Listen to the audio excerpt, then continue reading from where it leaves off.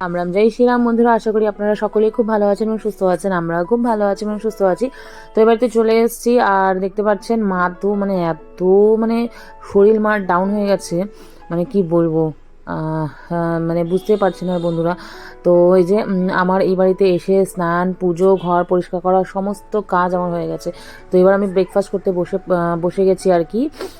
তো মার তো ব্রেকফাস্ট ওদিকে হয়ে গেছে আর ওষুধও খাওয়া হয়ে গেছে। মানে সকালবেলার দিকটা এতটা তাড়াহুড়া থাকে না বন্ধুরা, আপনাদের সাথে কোনো রকম কোনো কিছু শেয়ার করতে পারি না। ওই বাড়িতে যতটুকু কাজ আমার থাকে আমি এগুলো করে এসে তারপরে এখানে 10:30 11টার মধ্যে ঢুকে পড়ি এই বাড়িতে। কারণ মার খাওয়া দাওয়ার ব্যাপার থাকে, ওষুধের ব্যাপার থাকে, মাকে টাইম টু টাইম খাবার দিতে লাগে, মেডিসিনের ব্যাপার আছে। তো এই জন্যই আর কি। মা অ্যাকচুয়ালি নার্ভের ওষুধ খাচ্ছে। তো কয়েকদিন তো মার পুরো ঘুম পাচ্ছিল, তো এখন তো একটু মাথাটা ঘুরাচ্ছে, যেহেতু এত পাওয়ারের ওষুধ খাচ্ছে, শুধু নার্ভের ওষুধ না, আরও অনেক কিছু ওষুধ খাচ্ছে বন্ধুরা। তো পেনের ওষুধ, ঠিক আছে, গ্যাসের ওষুধ এমন কিছু হয় না, পেনের ওষুধ, নার্ভের ওষুধ, ঠিক আছে, এগুলো খাচ্ছে। তো যার কারণে একটু টাইম টু টাইম মাকে খাবার দিতে লাগে, ফল টল। তো যাই হোক, এই যে আমি খেতে বসে গেছি। আর খেতে খেতে হঠাৎ আমার এমন জোরে গলার মধ্যে আটকে গেছে, তো আমি ওখানে জল খেতে গেলাম, কিচেনে জল আনতেই ভুলে গেছিলাম। তো চা খেয়ে তো অ্যাকচুয়ালি জল খেতে নেই, কিন্তু কিছু করা যাবে না, মানে গলার মধ্যে ঠেকে গেছিলো। আর এই যে দেখুন মা এই যে এখন হাত দিয়ে খেতে পারছে, তাও মানে কয়েকদিন আগে তো এমন সিচুয়েশন হয়ে গেছিলো বন্ধুরা, মানে আপনাদের বলে বোঝাতে পারবো না। আমি তো কন্টিনিউয়াসলি কাঁদতাম, মা নিজেই কেঁদে দিত। মানে আমার মা এত স্ট্রং, ঠিক আছে, মানে কোনো দিনও মা এমন করে বিছানায় পড়ে না। কিন্তু এই বছর বাবারে বাবা, মাকে সত্যি মানে এত কোমরের জন্য মা ভুগেছে, শেষে নার্ভের যাই হোক যেটা ছিল আর কি, সেটা ধরা পড়েছে ভালো, নার্ভের প্রবলেমটা। কারণ মানে একদিক থেকে নার্ভের ওষুধ খাওয়াও শুনেছি বেশি ভালো না আর কি, অনেক রকম সাইড এফেক্ট আছে, যেমন মানে ভুলে যাওয়া, কোনো কিছু মনে রাখতে না পারা, মার এগুলো এখন হয় আর কি। হ্যাঁ, বয়স হলেও হয়, এমনিতেও হচ্ছে মার এখন। আর মার না নার্ভের ওষুধটা খেয়ে না আগে যেমন মাথা মানে খুব ঘুম পেতো, আর এখন মা বলছে যে মাথা ঘুরোচ্ছে। তো বুঝতে পারছি না, ডক্টরের সাথে মেবি যদি বেশি হয় তাহলে ডক্টরের সাথে একবার কনসাল্ট করতে লাগবে। দেখা যাক, কয়েকদিন দেখি আরও। তো এই যে বাদাম বিস্কিট ভাই এনেছিল, তো আমি একটু পারাঠাটা টেস্ট করে তারপর গলার মধ্যে আটকে গেছে, আমি জল খেতে কিচেনে চলে গেছিলাম। তো আমি তারপরে না, ভাই অ্যাকচুয়ালি বাদাম বিস্কিট এনেছিল, তো এই বাদাম বিস্কিটটা এখন খাচ্ছি।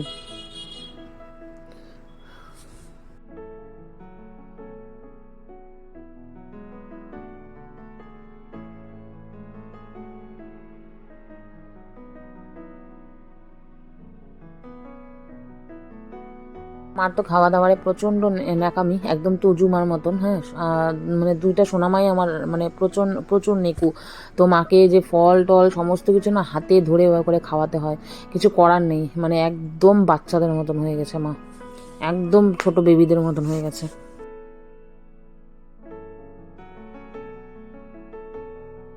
রাম জয় শ্রীরাম বন্ধুরা, আশা করি আপনারা সকলেই খুব ভালো আছেন এবং সুস্থ আছেন। আমরাও খুব ভালো আছি এবং সুস্থ আছি। সবাইকে গুড আফটারনুন। তো এই যে এখনই আমি কাজ টাজ কমপ্লিট করে, রান্নাবাড়ি করে, কিচেন পরিষ্কার করে, একটু ঝাড়টার দিয়ে এই যে বসলাম এখনই। তো মা বললো আমাকে খেয়ে যেতে, তো এবারে তো রান্না হয়েছে। তো এখন অ্যাকচুয়ালি একটু আগেই ম্যাগি খেলাম। তো মার অ্যাকচুয়ালি খেতে ইচ্ছা করছিল ম্যাগি।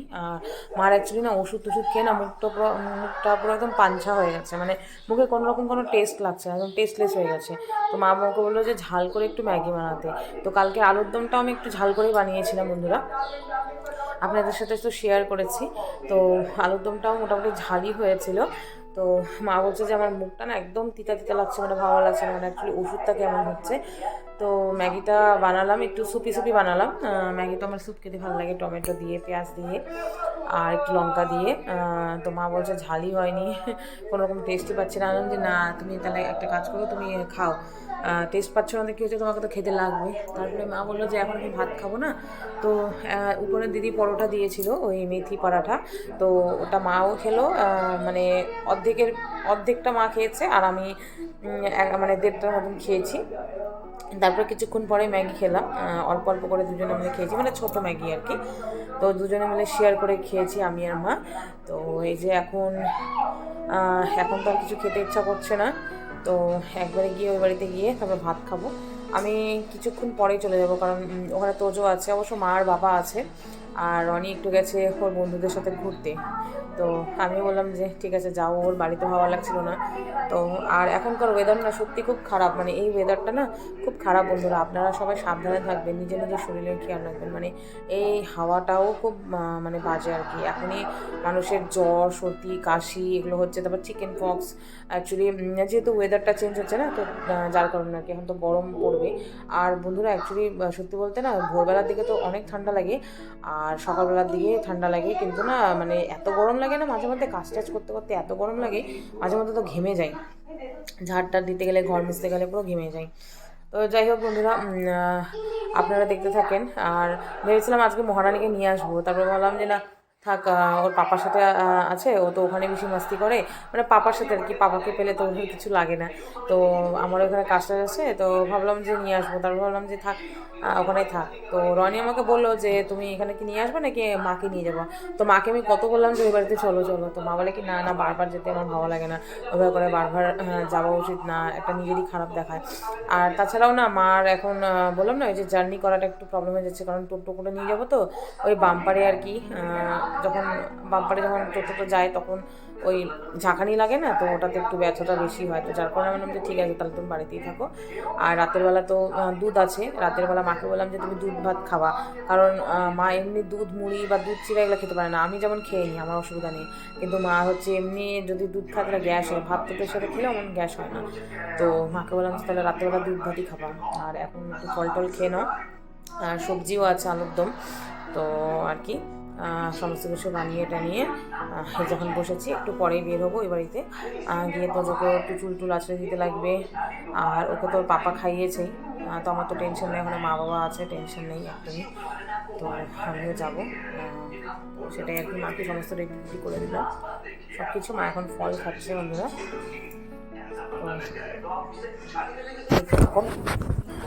তো ভিডিওটি বলো টাটা। হ্যাঁ বন্ধুরা এখন আমি বেরিয়ে পড়ছি বন্ধুরা ওই বাড়িতে। তো এই যে যাওয়ার সময় মার একটু মুখটা ছোট হয়ে যায় তো যাই হোক কিছু করার নেই, ওখানে তো যেতে লাগবে। আর আমি বাড়িতে তো এইখানে আসি 10:30 11টার দিকে আসি, বাড়িতে যেতে যেতে 4টা 4:30 5টা হয়ে যায়। আর এই দেখুন মা বাইরে দাঁড়িয়ে আছে, মানে আমি বলি যে একটু বাইরে আসবা, সারাক্ষণ ওই বসে থাকবে না বা শুয়ে থাকবে না, ঘরের ভিতরে হাঁটাচলা করে। তো আমি বলি যে বাইরে একটু আসবে, বাইরে একটু এসে হাঁটাচলা করবে, অনেক লোকজন থাকে, কথা টথা বললেও মাইন্ডরা। এই যে আমি তো চলে এসেছি বাড়িতে, আর এসে পেছন দিক থেকে আমি চলে যাচ্ছি। আর আপনাদের সাথে ভাবলাম যে যখন এখানে আছে একটু শেয়ার করি, অনেক দিন ধরে ভাবছিলাম যে শেয়ার করবো। দেখুন কত সুন্দর সুন্দর ফুল গাছ হয়েছে। আর এই যে আম গাছ বাবা এনেছে, এই যে আম গাছটা আজকে, তো বাবা বললো যে এটা লাগাবে। অ্যাকচুয়ালি না বাড়িতে অনেক গাছ বাবা নিজের হাতে লাগায়, সবেদা গাছ, লঙ্কা গাছ, ঠিক আছে, তারপরে স্ট্রবেরি বলুন, সব কিছু বাবা লাগায়। কিন্তু ব্যাপারটা হলো 1 বছর ধরে তো বাড়িতে রিনোভেশনের কাজ, কালারের কাজ, মানে আমাদের বিয়ের আগের থেকে 1 বছর হয়ে গেছে কাজ চলছিল। তো যার কারণে সমস্ত গাছপালা এদিকে ওদিকে অনেক গাছপালা নষ্টও হয়েছে, বাবা এখন আস্তে আস্তে ঠিক করছে এগুলো।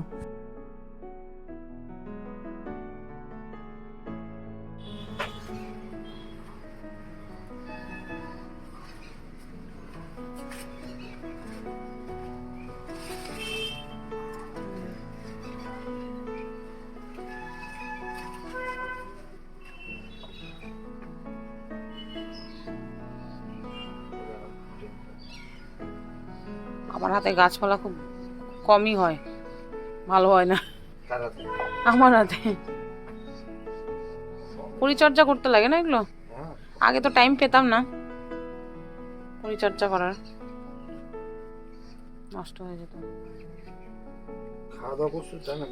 না খাবো, আগে এই যে করে নি।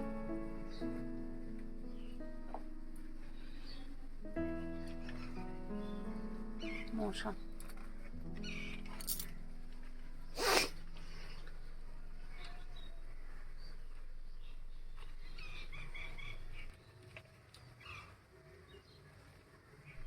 কাটতে লাগবে নাকি?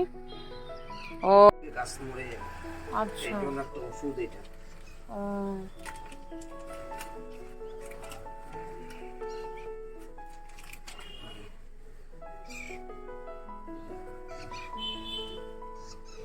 এটা টবে দিবেন না পরে? একটা লেবু, একটা অনেকগুলো লেবু হচ্ছে। ওই লঙ্কা মা খেতে চাইছে, কালো লঙ্কাগুলো নিয়ে যাবো আমি। আম গাছ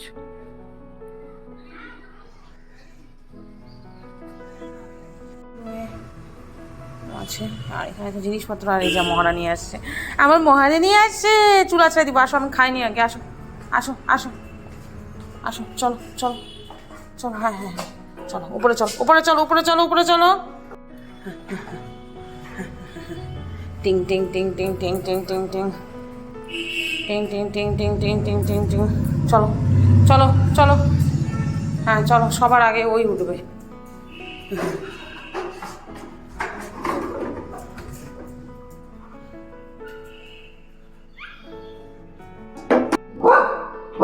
কি হচ্ছে? কে কে?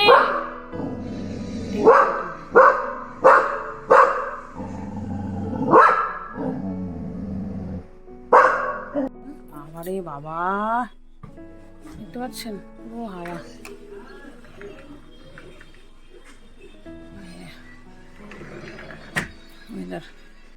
কি করতেছো তুমি এখানে? কি হাওয়া দিচ্ছে। এখন সব তুলে নিয়ে আসলাম। এখন করবো, আর চাদরটা চেঞ্জ করে দিলাম, বিছানার চাদরটা। রাত্রি হয়ে গেছে দেখুন।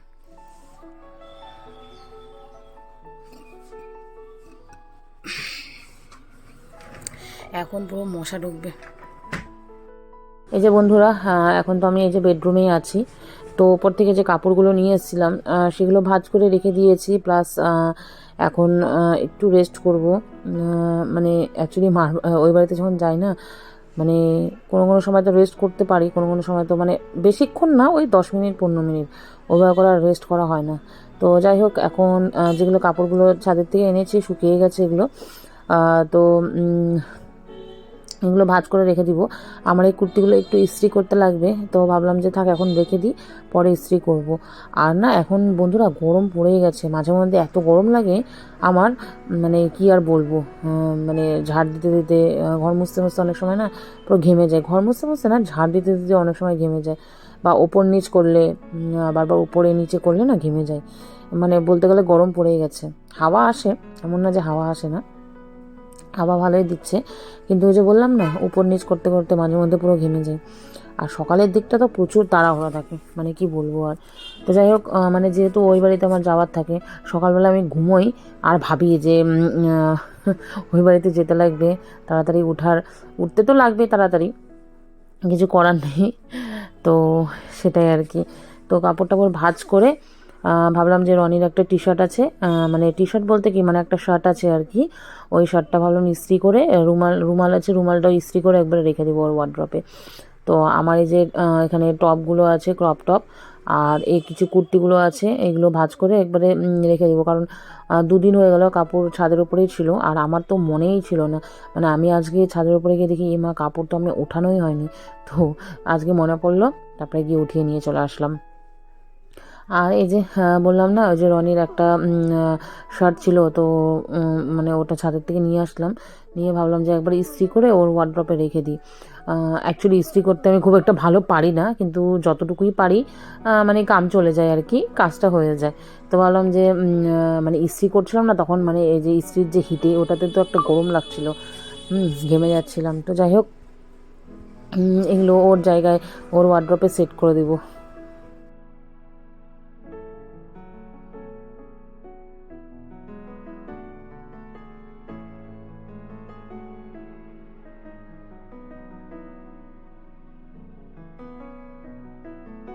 আমার মতে না বন্ধুরা, বসে থাকার থেকে অ্যাকচুয়ালি হাত পা মানে অ্যাক্টিভ রাখাই ভালো।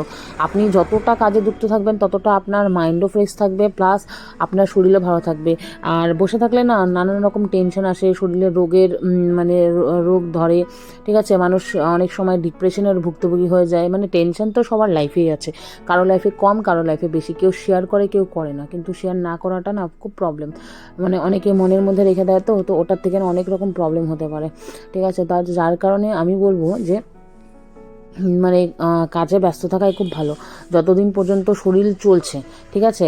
আর এখন তো ইয়াং আছি, এখন তো করতে পারছি, কিন্তু বয়সকালেও যতটা পারবো করে যাব, ঠিক আছে। তারপরেরটা তারপরে দেখা যাবে, কিন্তু যতটা পারবো নিজের কাজ নিজেই করে যাব। আর মানে আমি যতটা পারি মানে সকালের দিকে সব কাজগুলো সেরে দেখি, ঘর মোছা থেকে শুরু করে এই কাপড় কাচার থেকে শুরু করে যাই হোক, আমার দুপুরবেলায় কাজ করতে একদম ভালো লাগে না। মানে দুপুরবেলা ঘর মুছবো, কাপড় কাচবো, এগুলো ভালো লাগে না, কিন্তু মাঝে মধ্যে অনেক সময় খুব ঠেকায় পড়ে আমাকে করতে লাগে। মানে কাপড় টাপড় কাচার বিষয় থাকে, অনেক সময় সময় পেলাম না, বা অনেক সময় কাপড় ভিজিয়ে রাখলাম, তো সেটা ঠেকায় পড়ে করতে লাগে। নাহলে সকাল সকাল কাজটা করে নিলে আমার মাথার থেকে টেনশনটা দূর হয়ে যায়। তারপর নিজেকেও তো একটু টাইম দিতে লাগে, একটু ফ্রি টাইম, নিজের একটু রূপচর্চা করার জন্য বা নিজেকে একটু টাইম দেওয়া, ঠিক আছে, সেগুলো খুব ইম্পর্টেন্ট। তো যাই হোক, এই যে আমার তো ইস্ত্রি করার সময় এত গরম লাগছিল, মানে আমি পুরো ঘেমে যাচ্ছিলাম। তারপরে একটু ফ্যান চালালাম, ফ্যান চালিয়ে মানে মাঝে মধ্যে দেখবেন বন্ধুরা, অ্যাকচুয়ালি গরম তো পড়ে গেছে, তো মাঝে মধ্যে না গরম লাগে, একটু গরম গরম ফিল হয়ই, ঠিক আছে। মানে ওয়েদার যেহেতু চেঞ্জ হচ্ছে, কখনো গরম কখনো হাওয়া দিচ্ছে ঠান্ডা, মানে বুঝতে পারছি না ওয়েদারের। আর এখন তো সবার বাড়িতে যতই শুনি যে সর্দি কাশি জ্বর এগুলো লেগেই আছে, যেহেতু ওয়েদার চেঞ্জ হচ্ছে। আর হাত পা ধুয়ে আসার পরে মানে এত ফ্রেশ লাগছে, মানে কি আর বলবো, শান্তি লাগছে সত্যি সত্যি। মানে আমি তো গরমকালে মানে গরম যখন হয়, গরমকালে মানে স্নান করি আমি কমসে কম 2-3 বার দিনে স্নান করে নিই। অফিস থেকে আসার পরে একবার স্নান করি, আগে আর কি, বিয়ের আগে অফিস থেকে আসার পরে স্নান করতাম, তারপরে অফিসে যাওয়ার আগে তো স্নান করতাম, আর রাত্রেবেলা অনেক সময় 12টা-1টার দিকে আমি স্নান করে নিতাম যদি বেশি গরম লাগতো। তারপরে পুরো ফ্যান চালিয়ে কুলার চালিয়ে ঘুমাতাম। আর কি আর বলবো।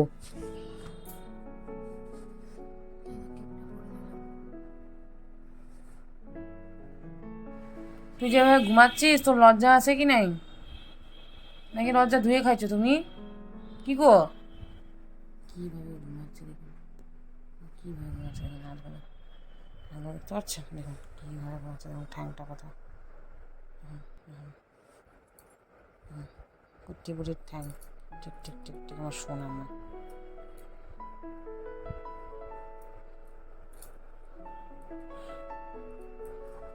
বাবা, বাবা এটা গবলু, ঘুমানোর স্টাইল দেখলে পাপার বেটির মধ্যে